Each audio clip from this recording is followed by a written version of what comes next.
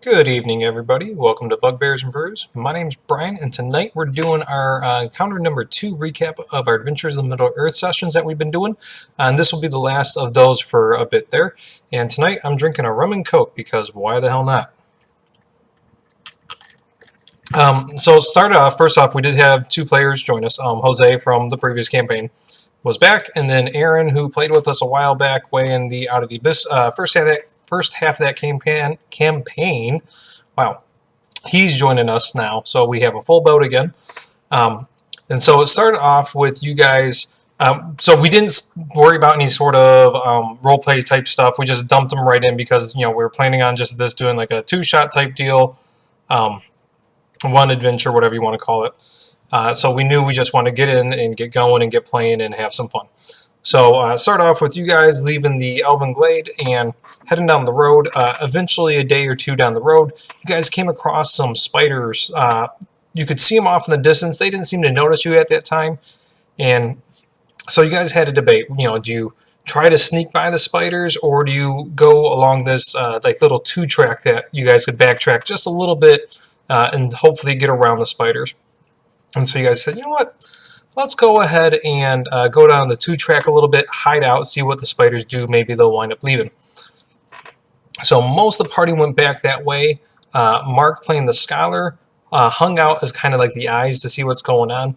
And after a couple minutes, the spiders didn't seem to be doing anything. They seemed to just be hanging out in that area. And he was going to go let the party know maybe we should go venture down this 2-track. And when he started walking away, a spider spotted him.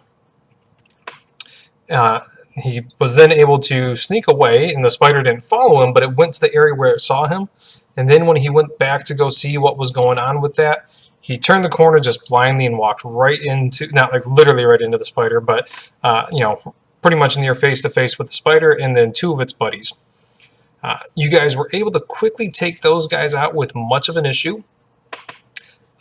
However, after taking them out, even though you guys weren't being noisy or anything like that, looking at the spiders further down the road, they seem to be really agitated, seem to kind of be stirred up a little bit. So whether they knew that their buddies were missing or something was going on, you don't know.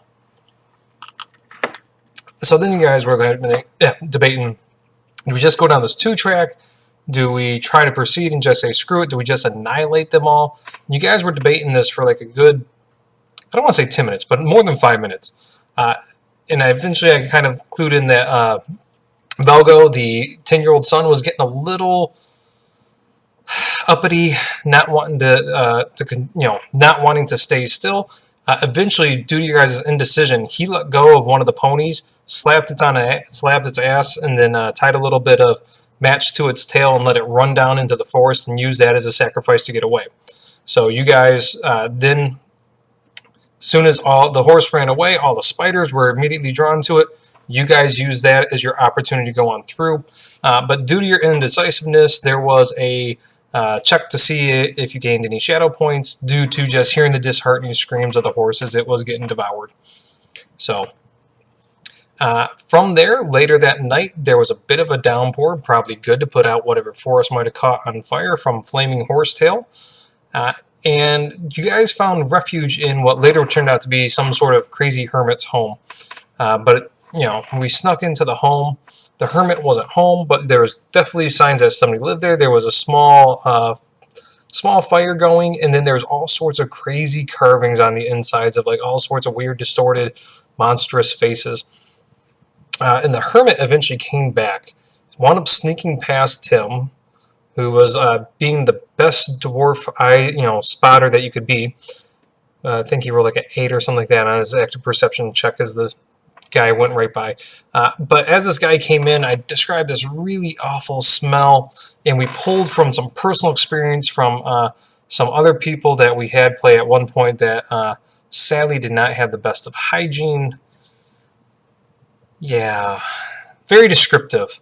Almost grossed myself out there to a point with the description, and then I was having a lot of fun with that just because everybody knew what those guys smelled like, and just describing someone who smelled worse than them was a lot of fun, as weird as it sounds. But the hermit was crazy as hell and kept on telling, talking to one of the dwarves and saying, do you know this guy's a dwarf? Talking about another dwarf and being really upset that there was elves there. And then you guys confused him by saying, well, what are you doing in our home? And that threw him all sorts of crazy, even worse. And, he's like leveling spears at you, or leveling a spear at you and trying to figure out what the hell's going on. Eventually, Jose distracts him, goes, oh, look behind you. What's that over there? Conks him and knocks him out. I debated long and hard about whether to give that a shadow point, but I decided you weren't killing the hermit and you were trying to do something that was safe for him and safe for you guys, so I didn't give it a shadow point for that.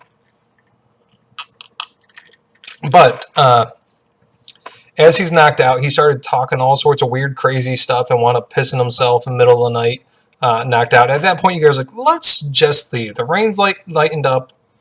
We'll go a little bit without the rest and just get down the road and not worry about it. However, Jose and I think it was Anthony. Maybe it was Lee.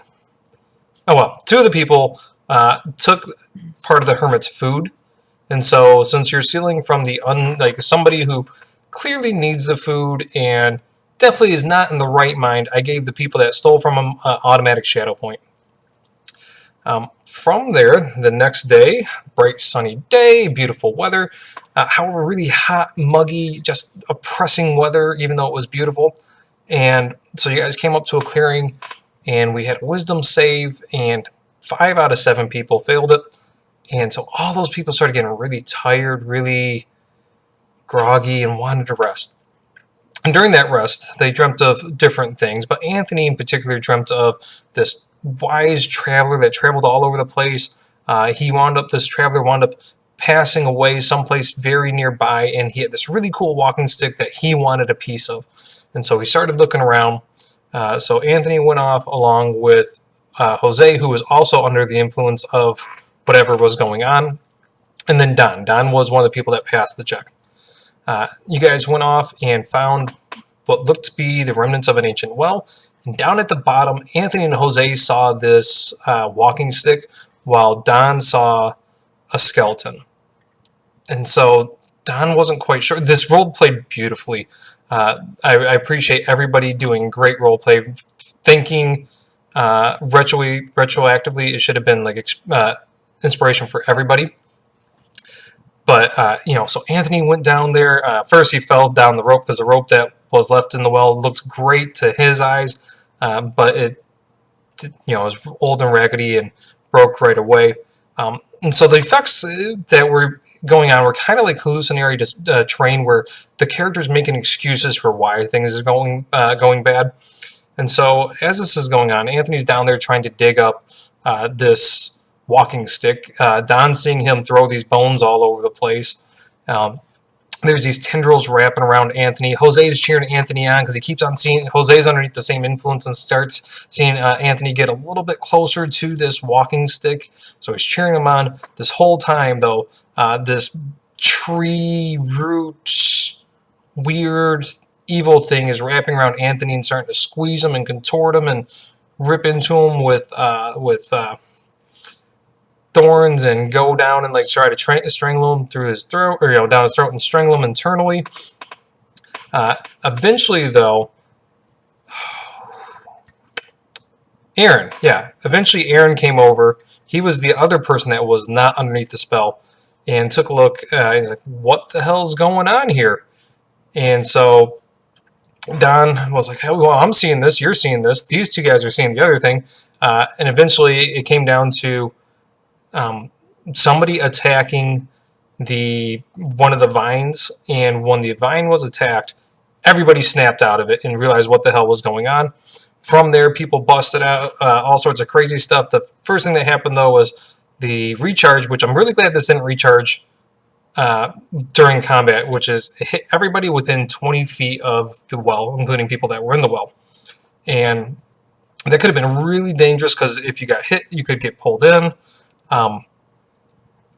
It was a really cool creature to run, and like I said, given that you guys were level 1, level 2, depending on if you used a pre-made or a made your own, it did a lot of damage to a lot of people, and so having the ability to attack everybody at once was pretty monstrous. And I'm glad that it was on a recharge of 6, so not even a recharge of 5, 6, it was just a recharge of 6.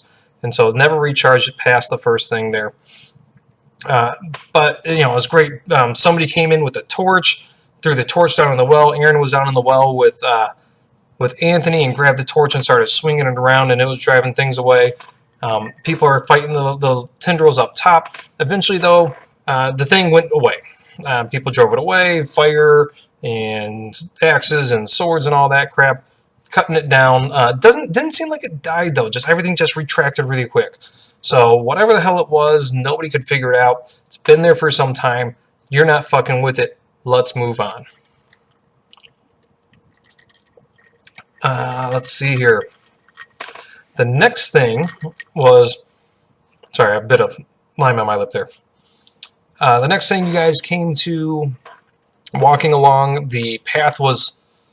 I think this was like the next day. The path was starting to widen. The trees were starting to lessen. Canopies opening a little bit, so you're starting to see a bit more of the sky. You look over and off to the side, and what I described kind of like a parking lot type deal. You saw a couple elks, and who was our elf? Mark playing the elf named Carrot. Looked over and said, those look like some high top-end elf mounts. So maybe let's go check it out. Jose, being Jose, I don't recall what kind of player he was playing. Thought, let's go walk over and touch those mounts, and they're really pretty. Let's check them out. Mark luckily warned him not to do that, and as he did that, Mark pointed up top, and there was a elf with a bow, and as Jose was pulling away, the elf let the bow relax. The two elves started talking to each other, so Mark and the NPC started talking to each other, explaining, hey, this isn't cool, you shouldn't be touching these things, and Jose, being Jose, and Jose's character, decided to start asking, like, oh, you guys call yourself, or people call you knife ears, but I don't see that your ears really resemble knives, getting into this kind of jokey type of attitude, and that's when the elf was like, you know what, you guys should just leave before shit goes down. And as this discussion was going on, there's a group of elves that passed a bit off on the distance, perception checks, and the people that failed it just saw a normal elf. He looked probably a bit of importance, but nobody really caught the understanding or grasp of the importance. The people who saw what he truly was, which was an elf king, all lost, so gained back whatever he recovered from 1 or 2 points of shadow. I forget which I did. There was an opportunity to, meta-wise, there was an opportunity to reduce even more shadow. There was an opportunity to get an audience there, and maybe even a patron, depending on how things played out. However, with the way things happened, and you guys being kindly asked to go about your business, that didn't happen. From there, you guys actually wrapped up. I think this is the last thing that we had. And so you guys exited out of Mirkwood, made it safe. Beldor gave you guys your just dues. Him and Belgo were going on his way south. However, this area was covered by the Borings, something, I forget how to pronounce it and what the spelling is of it. So it's a relatively safe area. And we entered what would have been the fellowship phase. I gave a brief description of what that was, but we didn't actually play it out. Between the two sessions, I think we had a lot of fun with it. People were a little worrisome going into it, and everybody I talked to said it turned out much better than expected. A couple people said the only issue they had with it is they didn't like the Lord of the Rings setting, so it wasn't even that they didn't like playing a good character, it's just the setting as a whole. But they said you can easily take that rule set and transpose it into some other setting, and they'd be completely fine with it. They said the rules themselves, they really liked it. I'm actually adapting some of the rules into our Tomb of Annihilation, so like you can't get a long rest while traveling unless you have your creature comforts. I'm going to take a little bit of the travel rules, so like the jobs and that kind of stuff, and adapt those a little bit too. And there might be 1 or 2 other things I might snag from there. But I think I'm going to plan on doing a kind of in-depth of what I like about the system and what I don't like. Overall, though, I really liked it, and I think we all agreed that if we have, like during the holiday time, we only have 3 out of 7 players or something like that. that we might go on to this for another one-shot stint there. So a lot of fun, guys. Really looking forward to. Are we even zero sessioning next week? I know we talked about it, but we also talked about just taking care of it all over email. So if we zero session next week, that's great. We're at least playing at some point. It might be all play. It might be zero session, then play. So, but I sent out character creation rules. I'm blabbing on. I'm going to go ahead and spend time with my wife, drink my drink. Talk to you later, guys. Bye.